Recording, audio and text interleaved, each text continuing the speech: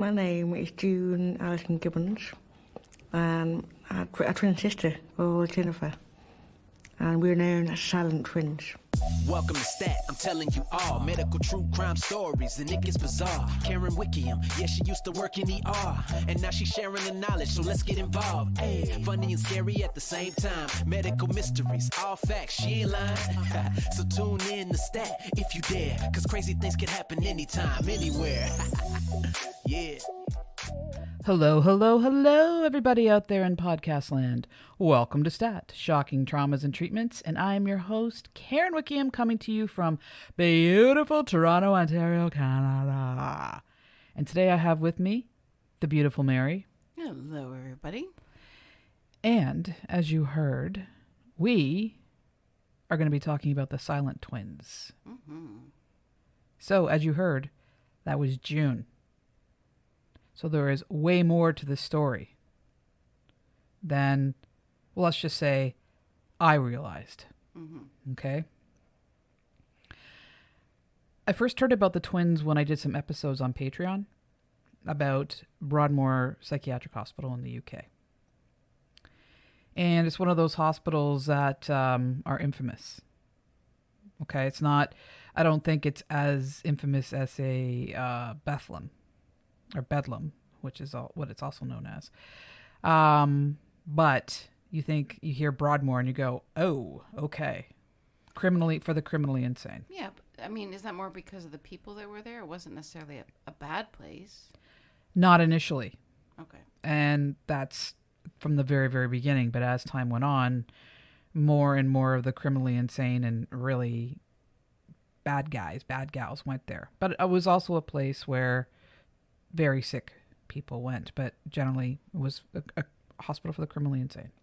So what are young, silent twins doing at a psychiatric hospital? So I needed to know more about that. I was intrigued and like, what the hell? So why were they silent? Was it physical? Did they suffer trauma? And the more I researched their story, the more I wanted to know. So I'm going to be packing a lot of info into all of these episodes because I think it's one of the most fascinating and tragic stories I've come across. So let's start at the beginning. Let's talk about her parents. Her mother, Gloria Gibbons, was from Barbados, and she was youngest at 5, and she was very close with her mother, and her father was very strict. She, as well as the family, were well educated, and she worked as a telephonist at Sewell Airport. Aubrey was the eldest of 6. He came from an unstable family life. There was constant fighting and abuse. And he was able to get away from that because he won a scholarship to an exclusive private school modeled after British private schools. So he was a really bright guy. Gloria and Aubrey met at the Sewell Airport because they both worked there. And they fell in love and they got married on December 8th, 1955. And they had their first child, Frank, who died as an infant. And then they had Greta and David. In 1960, they moved to England for better prospects for their growing family. And Aubrey joined the RAF, which is the Royal Air Force. Being a military family is very difficult. They are constantly moving from base to base. It's even more difficult when you're a black family. And this is in 1960. Gloria had difficulty settling in. She was in a new country with no family support or friends, which she had plenty of. In Barbados, everybody just jumped in and helped each other out with their children and you know, nieces and nephews and that kind of thing. And she didn't have this here. So she was raising 2 young children and managing the whole household. And I mean absolutely everything. Aubrey went to work, came home. That was all he had to do. That's all he felt he had to do. And he had no difficulty fitting in because he had a really great education based on, British private schools. And he was as much as an Englishman as anyone else in the RAF. June and Jennifer were born on April 11th, 1963. June was born at 8 o'clock a.m. and Jennifer at 8:10 which she resented for the rest of her life. She wanted to be the oldest. Gloria was pleased that she had doubled her family in one shot. And at the time that they were born, Greta was 7 and David was 4.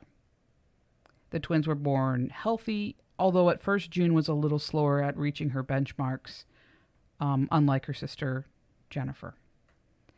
Very early on, Gloria saw that the twins wanted to do everything together, including breastfeeding. Can you imagine trying to breastfeed 2 babies at the exact same time? I mean, exhausting. As the twins became toddlers, they brought much joy to their family. They were bright and affectionate and always smiling and laughing. And things had gotten easier for Gloria as her 2 eldest were in school and more self-sufficient, and the twins play together, keeping each other busy. So you're a twin. Did you have your own little language and play together sort of exclusively? How were you? Yeah, I think there's a lot of similarities with twins. I mean, it's interesting because at the time when we were born, Joya, my older sister, was 6 and my brother was 4. Very similar. So very similar. So, a lot of people would say to my mom, "Oh, you have your hands full." And she said, "Well, but, they kind of play with themselves. Like they have an instant built-in playmate." And I think, like many, we had our own little language, like almost like a little psychic connection and stuff like that. I don't know specifically, like I don't recall necessarily having our own little language. I think just, even now we can kind of complete each other's sentences and stuff like that. So yeah, I've heard you 2 in the kitchen together going, and I honestly don't know what you're saying. I think because you need your hearing checked. Hey. All right. But yeah, no, definitely. And I remember having a teammate with twins, and they would, come to practice, and they would just play together, and it was so cute because they go, "Come on, sister," and they'd take each other's hand, walk off, and go do their thing.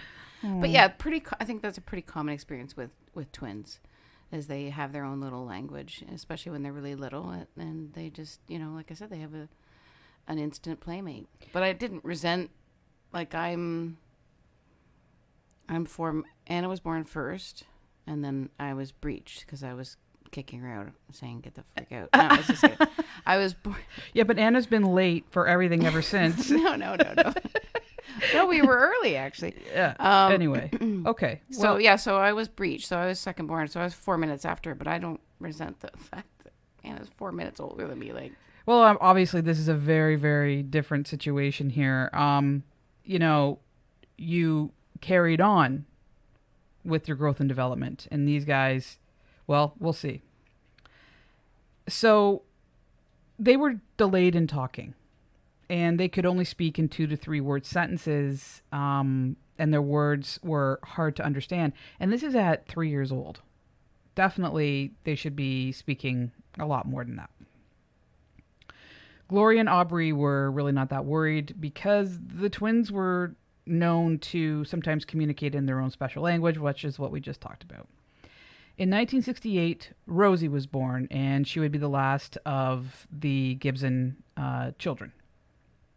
And June and Jennifer were now 5 years old and in primary school. They were still not talking very much, and it was mostly to each other. At the end of the year, the school report stated that the girls were not speaking to their teacher and showed little interest in participating at all. They kept mostly to themselves. They decided to send the girls to speech therapy for an assessment and to assist in their language skills. They were sent home with exercises to do, but they were never done, and there therefore was no improvement. Although their reading skills were excellent. I mean, they were young, but still they picked up on reading pretty quick. In 1971, Aubrey was posted to the RAF Shivner. This uprooted the family all over again. The twins were now 8 years old, and they continued to not speak, and their behavior started to get increasingly bizarre. So the school that they went to was called Broughton Devon. They were bullied for being black and for not talking. They withdrew even further into their own world, where they felt safe and could block out the world around them. What little talking they did with the members of their family had stopped. They had isolated themselves even further. So I'm going to play a little clip here of June just talking in respects to this, okay? We had our language. Me and my sister spoke. We knew what we were saying. My mother had to guess what we were saying. And a bit frustrating, we had to repeat ourselves more often. And then we couldn't be bothered to repeat ourselves. We didn't speak. We left it. And they kept saying, what are you saying? What are you saying? And we just say, oh, you can't hear us now, you can't hear us never. So we decided not to speak, and it got into a habit of not speaking. We felt we were different. We were twins, and we were a different colour. So they picked on us. We were like that. And we didn't speak to anybody. They got like extra strange. That we didn't speak to anybody. And they kept saying, why won't they speak? Can they speak English? Why can't they talk? And the more they said that, the more we shut up. So that's obviously June explaining what was, initially the purpose of, and the frustration of why they stopped talking.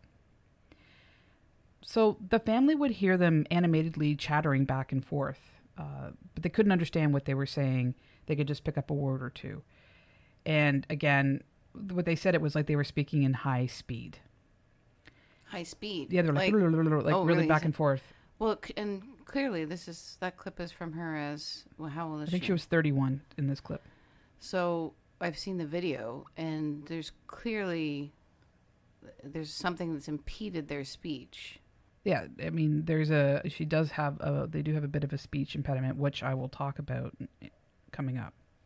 In 1974, Aubrey was transferred again, this time to Haverfordwest in West Wales.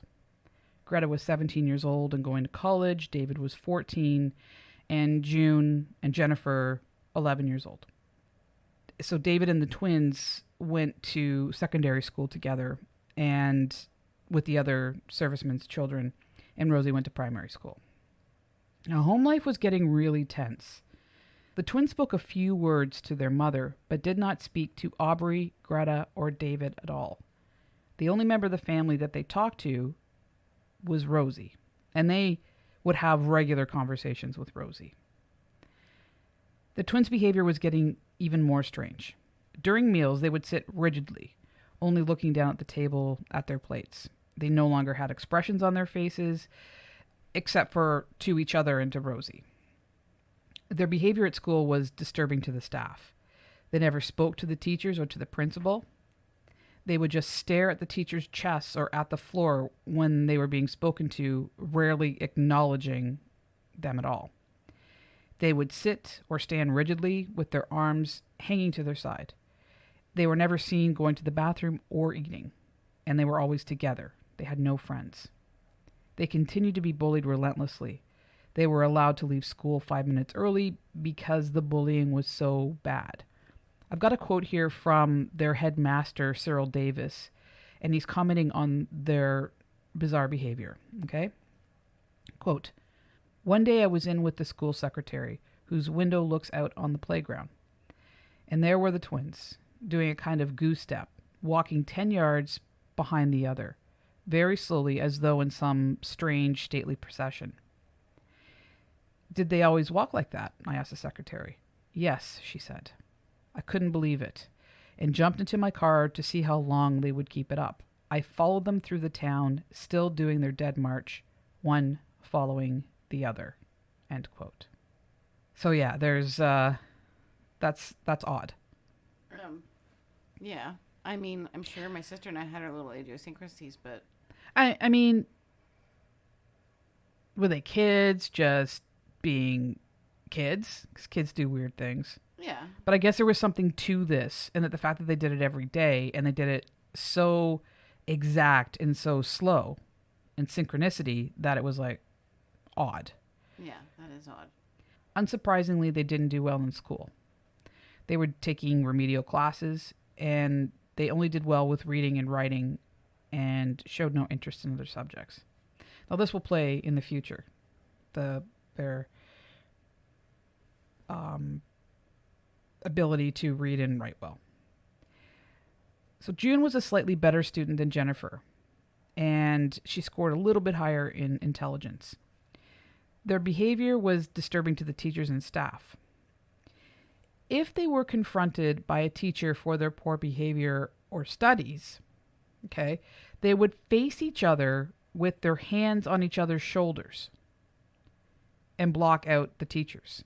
So they would look directly at each other with hands on each other's shoulders with the teacher trying to talk to them.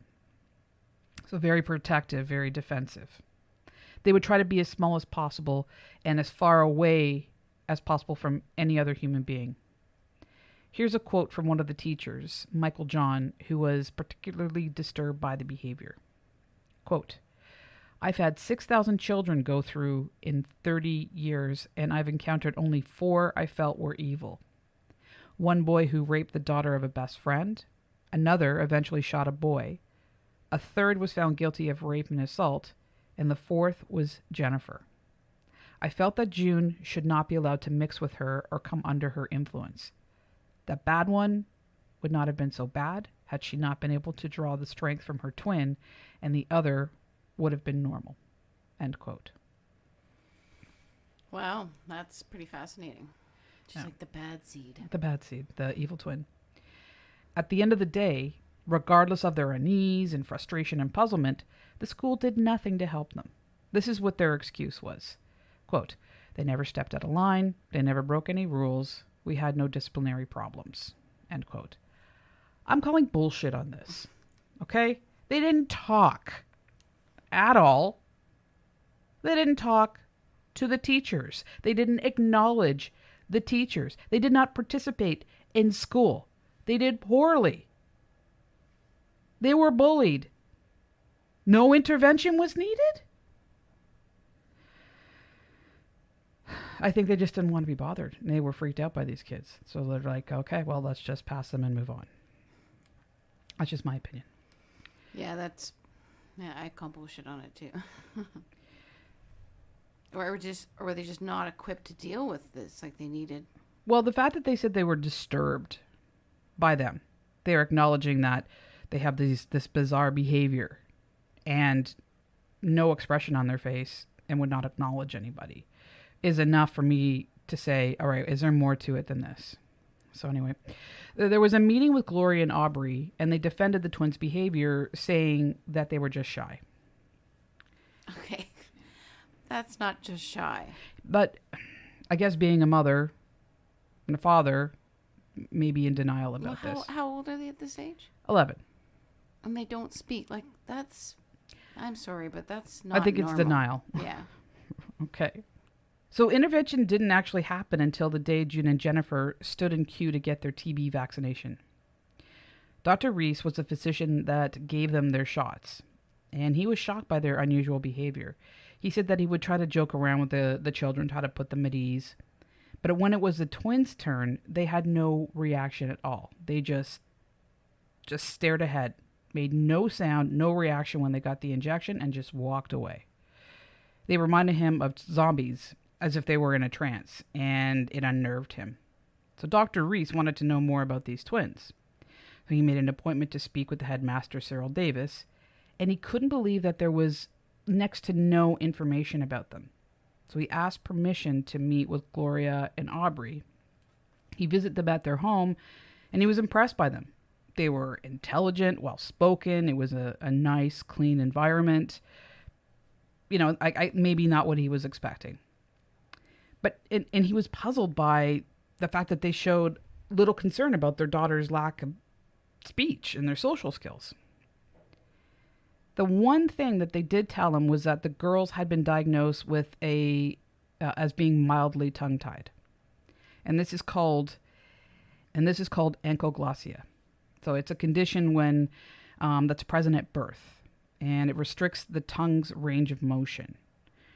It has an unusually short, thick, or tight band of tissue known as the lingual frenulum, and it tethers to the bottom of the tongue's tip to the floor of the mouth. And it can interfere with breastfeeding, difficulty sticking their tongue out, how they eat, speak, and swallow. Gloria and Aubrey were kind of happy about this. They were kind of relieved because then they can say, oh, well, that's the reason why they don't speak. Yeah, but shouldn't have that have been caught sooner? Like, Well, they didn't talk. No, I know, but I'm just saying, like, we've had a few clients who've had kids that had this, and they had it's a minor surgery, and it corrects it really quickly. Yeah, it was not considered, it was considered mild, though, because they had no problem breastfeeding, eating, drinking, swallowing, all that other kind of stuff. So, But you can hear it in her speech.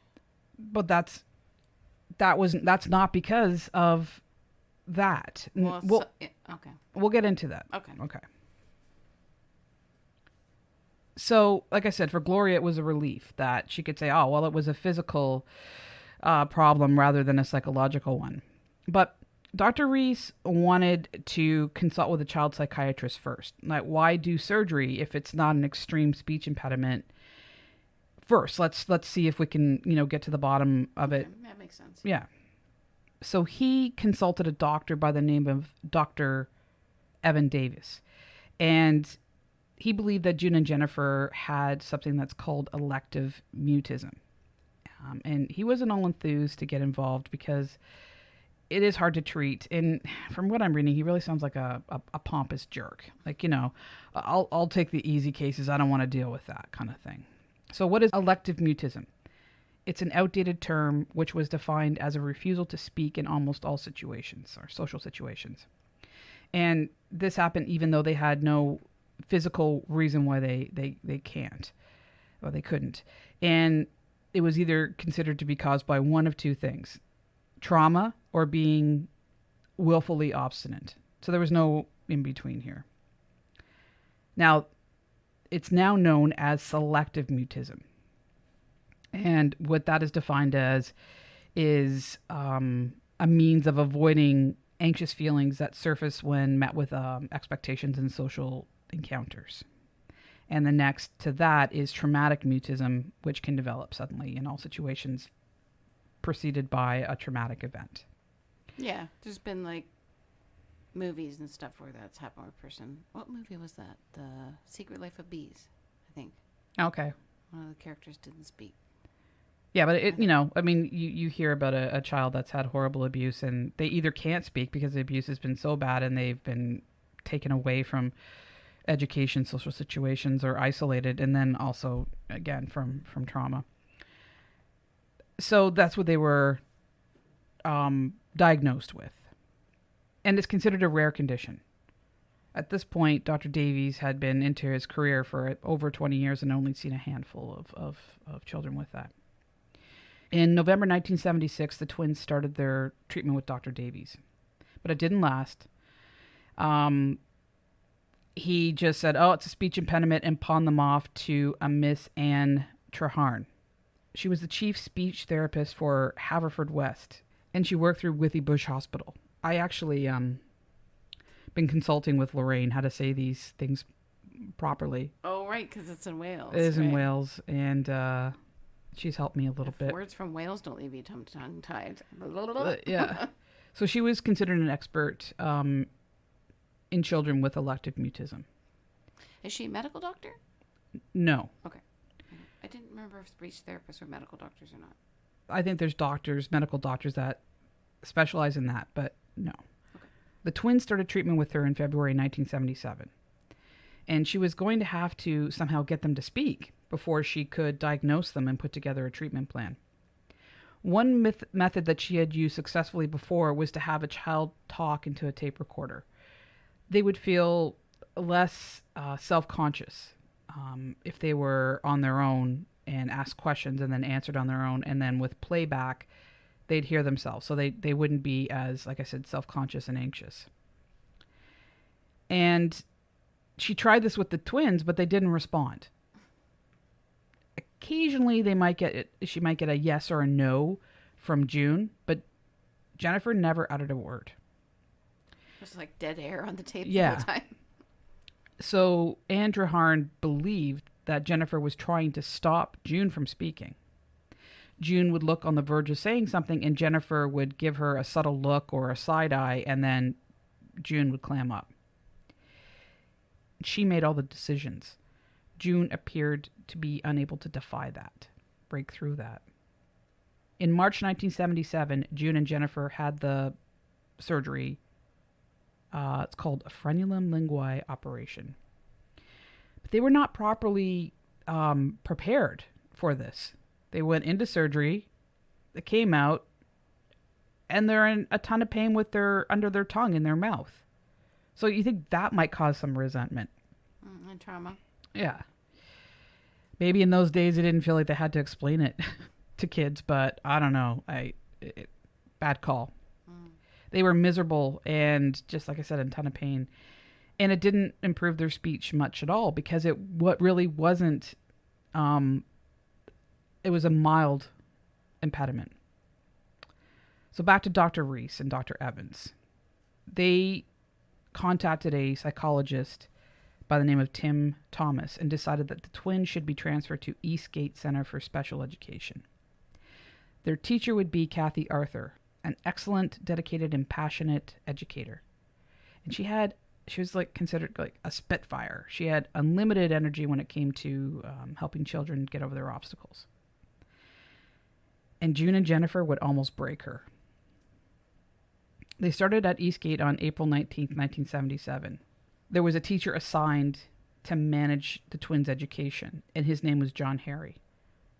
And he was another kind of dedicated educator. Kathy would be their speech therapist.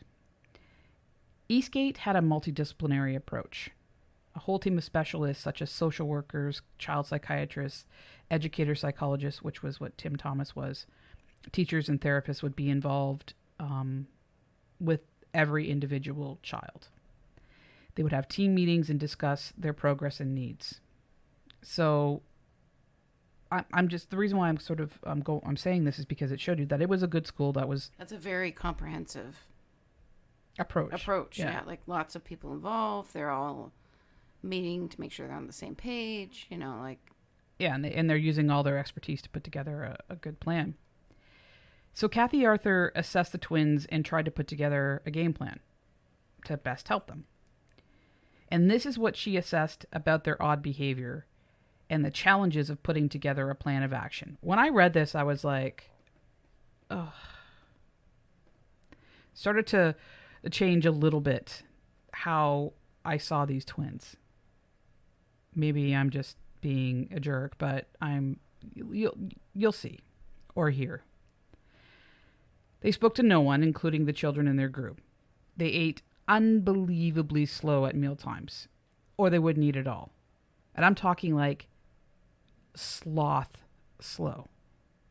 Okay, like as slow as you can imagine a person can eat.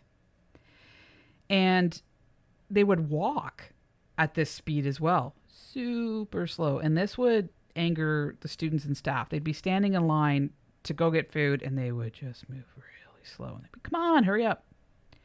And I see that as control. Mm-mm. Kathy would pick them up every morning and take them to school. So she would, this is what she would pick them up so they didn't have to take a bus. They hated going on a bus. They would stand aside from everybody else, even if it was pouring rain. They would get soaked. So Kathy would pick. They were probably picked and bullied on. 100%. So this shows that she was willing to come get them every day to go to school. So she'd get them. They'd be standing outside, and neither one of them would get into the car. They would stand with their arms hanging at their sides, the same behavior, staring straight ahead or at the ground and not move a muscle. So she would try to coax them into the car. This is every day. Okay, this is not the first time.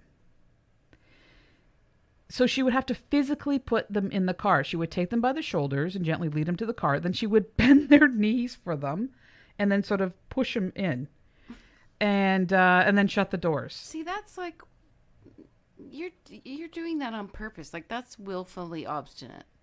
Like, I get that they didn't want to go to school because it was probably horrific for them. Yeah, or wait by people on the bus. Was it their own doing? Yeah, they were bullied, and they were, like you said, like why they wouldn't want to go on a bus. They're sort of in a confined environment, or they want to stand with other people. But so are they catatonic? Are they, no, I don't think so. And you'll see more and more that they're thinking through this. Okay? I don't think I'm being unfair here. So, can you imagine now the whole car ride there, they wouldn't say a word. So Kathy would just chatter away trying to engage them to break this painful silence, but they would not speak. And the next thing is that they would mirror each other's movements. They were in complete synchronicity, as if they were robots programmed to do so. Okay, so if one of them moved their arm like a smidge, the other one would see that movement, then they would look at each other and then move their arm wherever, to eat, to a fork, to their side. And they did this with their legs, and this when they walked, they would always have eyes on each other, and like just the dedication to this. Okay, so Kathy would try to block them from seeing each other during exercises, but they wouldn't move. Or they would move so slowly that it was barely noticeable. They tried horseback riding, which they seemed to enjoy. Great, right? Okay. But they tried to like go up and down on the horse at the exact same time. Well, the horse is going to do its thing, right? And if one fell off, the other one would intentionally fall off as well. So it's like, oopsie, plop. And the other one's like, okay, plop. Like, what the hell? So you intentionally hurt yourself? Yeah, so they had to stop this exercise because it became too dangerous. And it seemed like something that they might have really liked, right? No. It's one of those, cut your nose to spite your face kind of thing. So in class, they would not face the front like the other students. They would take their chairs, face each other without a desk in between, and they would not look at the front of the class. They were sitting parallel to the class, and they would just stare at each other. I mean, kids are cruel anyway. Like, they just, you hear about bullying and stuff. I mean, that would just make you so odd. And can you imagine trying to be the teacher to teach them when these two students are clearly, but then again, it was a special education school, so they were sort of used to odd behavior or kids that had some problems, and, they dealt with things in very specific ways. So Kathy tried to use a tape recorder method with little success as well. It would either be blank or they hear some giggling at the end. Or they might talk to each other like a tiny little bit. But can you imagine silence and then these kids that would fall off horses, sit parallel, not talk to anybody, they have the tape, and then you hear that just scares me. It makes you think of the kids in The Shining. Twins in The Shining. Red rum. Yeah. This proved that the twins could speak, though, when they wanted to. And it also revealed that they had this mild speech impediment. So she tried everything she could to get them to talk, to follow lessons and loosen their grip on each other. And there was little to no improvement. Praise, rewards didn't work. Neither did admonishment or mild punishment, like saying, okay, you can't have this fun time of the day or that kind of thing. So Kathy felt that maybe there was something more sinister going on, that they were actually knowing what they're doing. This wasn't psychological. Well, I mean, obviously there's a level of psychological, element to this, but aside from that, they knew what they were doing. So was this a game to them? Were they egging each other on? Were they purposely trying to frustrate the staff? Were they trying to control each other? And if any of this was true, it was likely that Jennifer was behind the helm of this. They noticed that she still had this influence on June. In early summer 1977, Tim Thomas and Kathy Arthur worked together to do a psychological assessment on June and Jennifer. So the first test is called the Ben Anthony Family Reaction Test. And this is how it works. Each member of the family has a card that represents them, a little cutout. And a question would be asked, like, who hugs you? Who do you turn to when you're sad, etc. And the child chooses what person relates to that question and puts them in a box. And if nobody helps them, there's a little cutout called Mr. Nobody. So June had 38 out of 85 Mr. Nobodies, and Jennifer had 52 out of 85 Mr. Nobodies. So that says a lot. And then the next test was the Wechsler Intelligence Test. And June scored higher than Jennifer. They did well in comprehension, like reading comprehension, poor vocabulary, obviously, and they refused to do any math at all. And then there's part of me saying, isn't this unfair to do an intelligence test on a mute child? But then again, it will show their level of education, not necessarily their intelligence. But I just think, I don't know how accurate an intelligence test would be at this point with what's going on. Anyway, and then the third was a personality test. And they show that they were socially unaware. They just didn't get, other than, maybe the bullying stuff, but the other stuff, it seemed like they didn't get, or they didn't care about what was going on around them. They were unable to notice or follow social cues. They were depressed, withdrawn, isolated. They didn't seek out any outside support or empathy or help. They were there for each other. But they were also strongly adverse to conflict, confrontation, anger, and competition. So the staff were very frustrated and stressed out by the twins. It appeared as if they were running the show, not the staff at the school. And they responded to nothing. They had this strange behavior that wouldn't improve, and the staff felt that they were menacing, especially when they would catch the twins smirking. So they would do this and smirk. So to me, that's like, okay. When you smirk, you know what you're doing. Mm-hmm. It's not like a smirk is just naturally on someone's face. No, that's a thought process behind it. Well, there's a difference between being like sort of playful smile, or like a smirk like, you idiots, right? Yeah. And so the staff felt the twins were playing with them. Kathy and Tim felt like the next logical move was to separate them.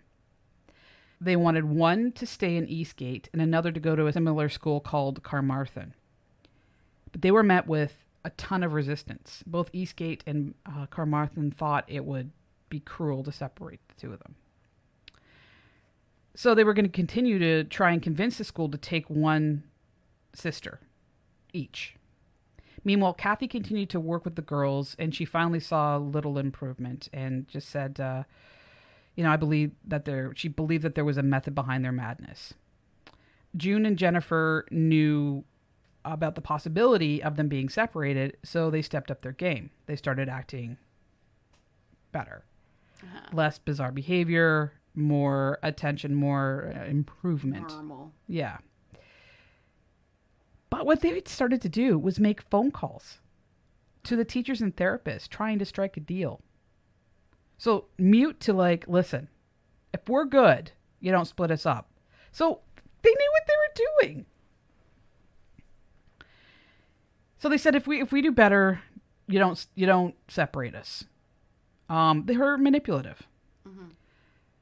And of course they couldn't keep up this end of the deal. They just continued to carry on with their regular behavior.